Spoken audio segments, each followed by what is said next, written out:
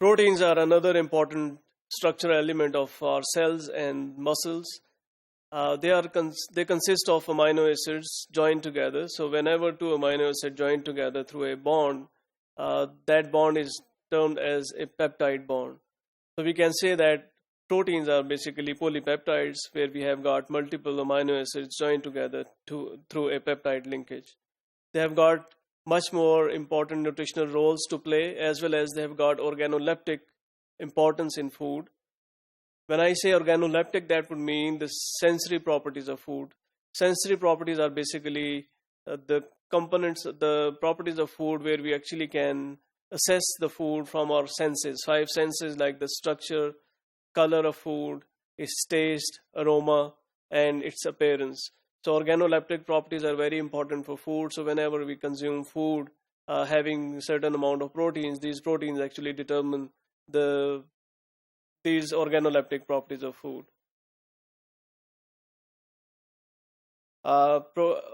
Proteins can be either they can be ionized form or it can be unionized form.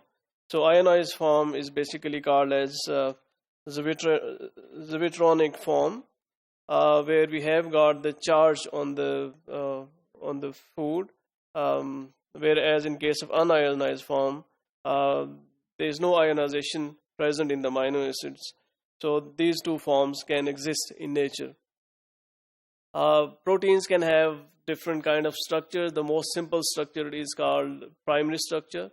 A primary structure, for example, we can see here, it has got a sequence of amino acids joined together. So all these names are basically different amino acids, and this is the sequence that is followed.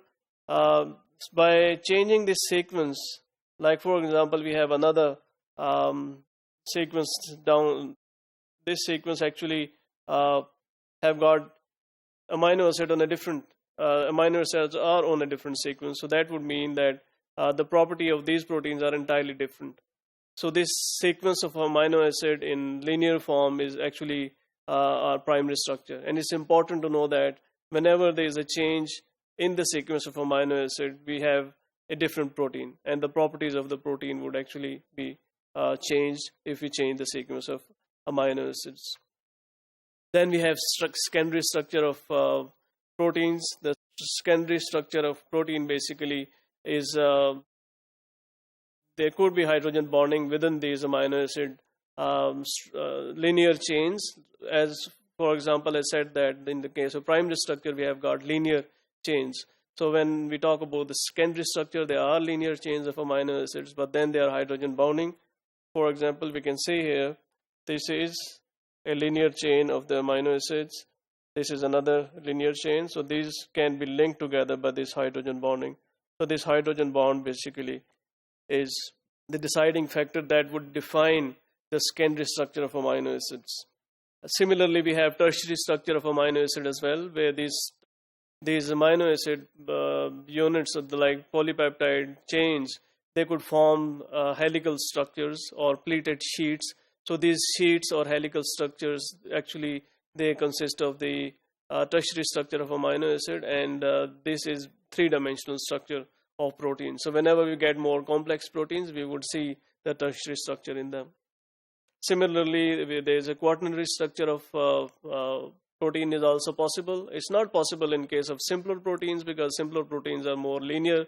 But when we have got complex molecules and the bigger molecule, and there's a folding of different chains of these amino acid sequence, so that folding of these amino acid chains actually determines the quaternary structure of the protein.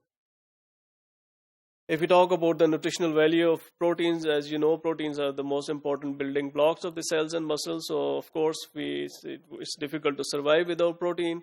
Proteins can consist of two type of amino acids. They are essential amino acids. They are non-essential amino acids. So, essential amino acids are all the amino acids which are actually required by the human body to maintain growth, as well as other regulatory process. Like most of your hormones are protein in structure, and similarly most of the antibodies are protein in structure. So we actually need these amino acids. That's why these are called as essential amino acid. While there are still other kind of amino acid which can be produced by human body, so we term that as non-essential amino acids. When we talk about the quality of protein, protein efficiency ratio is a criteria that we actually sometime look at to see the importance of protein in terms of how much they are useful to gain weight. So actually it is the amount of protein that is consumed in animal studies and the amount of weight that is gained after consumption of that particular protein. So we can actually rate different sources of protein on the basis of PER value. So PER value is important indicator like how important a certain protein is. For example, we have got animal source of protein which have got higher PER value. That would mean that these animal source proteins are superior than the plant source proteins.